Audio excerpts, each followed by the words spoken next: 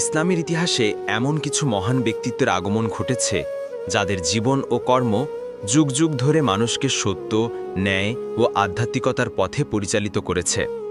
তাদের মধ্যে অন্যতম হলেন হিজরি ৫ম শতাব্দীর মহান সংস্কারক, সাধকদের শিরোমণি পিরানে পীর দস্তগীর গাউসুল আজম আব্দুল কাদের জিলানী রহমতুল্লাহ।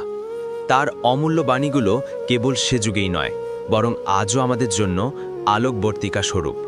মহান অলির জীবন দর্শন ও আধ্যাত্মিক জ্ঞানের গভীরতা থেকে উৎসারিত ১০০টি মহামূল্যবান উপদেশবাণী এখানে উপস্থাপন করা হলো। তবে আর কথা না বাড়িয়ে শুরু করা যাক রেডিও বাংলার আজকের আয়োজন। ১. আল্লাহ ছাড়া অন্য কারো কাছে কোনো কিছু চেও না বা আশা করো না। ২. তোমার অন্তরকে সর্বদা আল্লাহর দিকে রুজু রাখো, তিনিই সকল কিছুর মালিক। ৩. দুনিয়া একটি সেতু মাত্র, একে পার হয়ে যাও, কিন্তু এখানে ঘর তৈরি করো না। ৪. সত্য কথা বলো, যদিও তা তোমার নিজের বিপক্ষে যায়। ৫. নিজের নাফস বা প্রবৃত্তির বিরুদ্ধে জিহাদ করাই হলো সবচেয়ে বড় জিহাদ।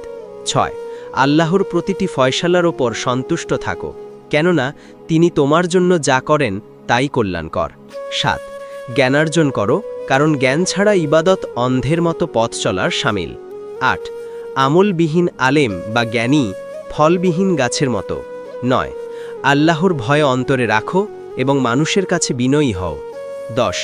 অহংকার পতনের মূল, বিনয় মানুষকে আল্লাহর নিকটবর্তী করে। ১১. ধৈর্য ধারণ করো, কারণ আল্লাহ ধৈর্যশীলদের সাথে আছেন। ১২.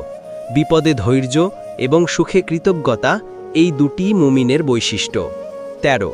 ক্ষুধার্তকে অন্ন দাও এবং তৃষ্ণার্তকে পানি পান করাও। ১৪. তোমার জিহ্বাকে নিয়ন্ত্রণে রাখো, অপ্রয়োজনীয় কথা বলা থেকে বিরত থাকো। ১৫. অন্যের দোষ খোঁজার আগে নিজের দোষের দিকে তাকাও। ১৬. হৃদয়কে হিংসা, ঘৃণা এবং বিদ্বেষ থেকে পবিত্র রাখো। ১৭. মানুষের সেবা করার মাধ্যমে আল্লাহর নৈকট্য লাভ করা যায়। ১৮. যে ব্যক্তি অল্পে তুষ্ট থাকে সেই সবচেয়ে বড় ধনী। ১৯. মৃত্যু অনিবার্য, তাই মৃত্যুকে সর্বদা স্মরণ করো, এটি তোমাকে পাপ থেকে রক্ষা করবে। ২০. লোক দেখানোর জন্য কোনো ইবাদত করো না, কারণ তা আল্লাহর কাছে গ্রহণযোগ্য নয়। ২১. তোমার প্রতিটি কাজ কেবল আল্লাহর সন্তুষ্টির জন্য করো। ২২. রিজিকের চিন্তা করে অস্থির হয়ো না, কারণ রিজিক দাতা হলেন আল্লাহ। ২৩. আল্লাহর ওপর পূর্ণ ভরসা রাখো, তিনি তোমার জন্য যথেষ্ট। ২৪. যে ব্যক্তি আল্লাহর আইন মেনে চলে, আল্লাহ তার জন্য পথ খুলে দেন। ২৫. ইয়াতিম ও বিধবাদের প্রতি দয়া ও সহমর্মিতা প্রদর্শন করো। ২৬. মানুষের সাথে উত্তম আচরণ করো, কারণ উত্তম আচরণই ঈমানের অঙ্গ। ২৭. তোমার অন্তর যদি পবিত্র থাকে, তবে তোমার সমস্ত অঙ্গপ্রত্যঙ্গ সঠিক পথে চলবে। ২৮. দুনিয়ার ভালোবাসা অন্তরকে অন্ধকার করে দেয় এবং আল্লাহর স্মরণ অন্তরকে আলোকিত করে। ২৯. তকদিরের ওপর বিশ্বাস রাখো, কিন্তু প্রচেষ্টা ছেড়ে দিও না। ৩০. তওবা করতে দেরি করো না, কারণ তুমি জানো না তোমার মৃত্যু কখন আসবে। ৩১. যে ব্যক্তি আল্লাহর হয়ে যায়, আল্লাহ তার হয়ে যান। ৩২. আল্লাহর সৃষ্টিকে ভালোবাসো, তাহলে স্রষ্টা তোমাকে ভালোবাসবেন। ৩৩. প্রতিবেশীর হক আদায় করো, কারণ এর ওপর ইসলামে অনেক গুরুত্ব দেওয়া হয়েছে। ৩৪. যে নিজেকে চিনেছে সে তার রবকে চিনেছে। ৩৫. আল্লাহর রহমত থেকে কখনো নিরাশ হয়ো না। ৩৬. নির্জনে আল্লাহর ইবাদত করা অন্তরের জন্য মহা ঔষধ। ৩৭. জ্ঞানী ব্যক্তিদের সান্নিধ্যে বসো, তাদের কথা শোনো এবং তা থেকে শিক্ষা নাও। ৩৮. কুরআনকে আঁকড়ে ধরো এবং রাসূল সাল্লাল্লাহু আলাইহি ওয়াসাল্লামের সুন্নাহ অনুসরণ করো। ৩৯. শরীয়তের জ্ঞান অর্জন করার পরেই তরিকতের পথে অগ্রসর হও। ৪০. কোনো মানুষকে তার পাপের জন্য তুচ্ছ জ্ঞান করো না, হতে পারে সে তাওবা করে তোমার চেয়ে উত্তম হয়ে যাবে। ৪১. আল্লাহর জিকির বা স্মরণই অন্তরের প্রশান্তি। ৪২. দুনিয়ার ধন সম্পদ নয়, তাকওয়া বা আল্লাহ ভীতিই হল প্রকৃত সম্পদ। ৪৩. নিজের ইচ্ছাকে আল্লাহর ইচ্ছার কাছে বিলীন করে দাও। ৪৪. যা কিছু তোমার কাছে আসে তাকে আল্লাহর পক্ষ থেকে মনে করো, এবং যা চলে যায় তার জন্য আফসোস করো না। ৪৫. আল্লাহর ভয়ে অশ্রু বিসর্জন দেওয়া অন্তরকে নরম করে। ৪৬. আল্লাহর বন্ধুদের আউলিয়ার সম্মান করো, কারণ তাদের ভালোবাসার মধ্যে আল্লাহর ভালোবাসা নিহিত আছে। 47 নিজের গোপন বিষয় মানুষের কাছে প্রকাশ করো না, কেবল আল্লাহর কাছেই বলো। 48 যখন তুমি কিছু দাও তখন ডান হাত কি দিচ্ছে তা যেন বাম হাত না জানে। 49 অল্প ঘুমাও, অল্প কথা বলো এবং মানুষের সাথে কম মেলামেশা করো, অপ্রয়োজনীয় আড্ডা। 50 হৃদয় হলো রাজার মতো, যদি রাজা ঠিক থাকে তবে প্রজারাও অর্থাৎ অঙ্গপ্রত্যঙ্গ ঠিক থাকে। 51 অন্তর হলো একটি আয়নার মতো, আল্লাহর জিকির দ্বারা একে পরিষ্কার করো, তাহলে এতে ঐশী আলো প্রতিবিম্বিত হবে। 52 তোমার অন্তরকে দুনিয়ার গুদাম ঘর বানিও না, বরং একে আল্লাহর ভালোবাসার ভাণ্ডার বানাও। 53 একজন পথপ্রদর্শক ছাড়া আধ্যাত্মিকতার দুর্গম পথে হাঁটা যায় না। 54 তোমার ভেতর ও বাহির যেন এক হয়, মুনাফিকি বা কপটতা থেকে বেঁচে থাকো। 55 ছোট পাপকে তুচ্ছ মনে করো না, কারণ একটি ছোট পাথরও বড় নদীর গতিপথ আটকে দিতে পারে। 56 দোলনা থেকে কবর পর্যন্ত জ্ঞান অন্বেষণ করো, কারণ জ্ঞান হলো আলো আর অজ্ঞতা হলো অন্ধকার। 57 মানুষের সাথে এমন আচরণ করো যেন তুমি একজন চিকিৎসক যে রোগীর সেবা করছে, বিচারক হয় না যে শাস্তি দিচ্ছে। 58 দুনিয়াতে মুমিন একজন মুসাফিরের মতো, তার আসল ঠিকানা হলো আখিরাত। 59 যার অন্তরে আল্লাহর ভয় নেই, তার মুখ থেকে হিকমত বা প্রজ্ঞার কথা বের হয় না। 60 যদি তুমি আল্লাহর উপর ভরসা করো তবে সাগরও তোমার জন্য পথ হয়ে যাবে।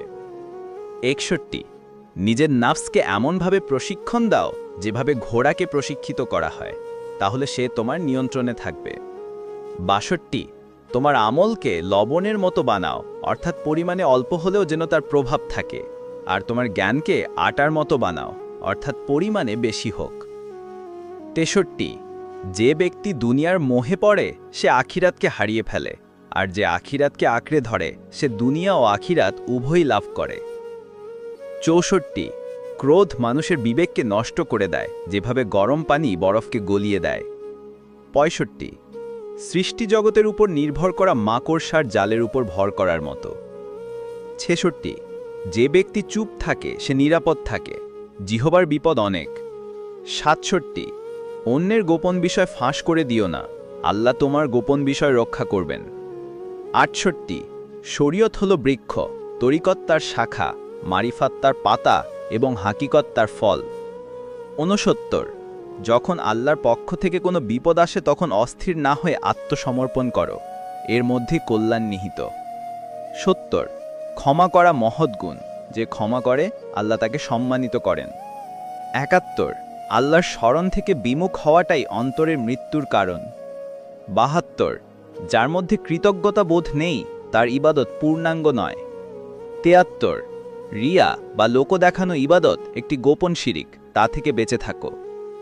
74 কোনো বিষয় তোমার জ্ঞান না থাকলে বলতে দ্বিধা করো না যে আল্লাহই ভালো জানেন। 75 আল্লাহর ইচ্ছার বাইরে একটি পাতাও নড়ে না, তাই তার সিদ্ধান্তের উপর সন্তুষ্ট থাকো। 76 দুনিয়া ঘুমন্ত ব্যক্তির স্বপ্নের মতো, ঘুম ভাঙলেই অর্থাৎ মৃত্যুর পর সে বুঝতে পারবে যা দেখেছে তা কিছুই ছিল না। 77 আল্লাহর পরীক্ষায় ধৈর্য হারা হয় না, কারণ স্বর্ণকে আগুনে পুড়িয়েই খাঁটি করা হয়। 78 যে ব্যক্তি আল্লাহকে পেয়ে যায় সে সব কিছু পেয়ে যায়, আর যে আল্লাহকে হারায় সে সব কিছুই হারায়।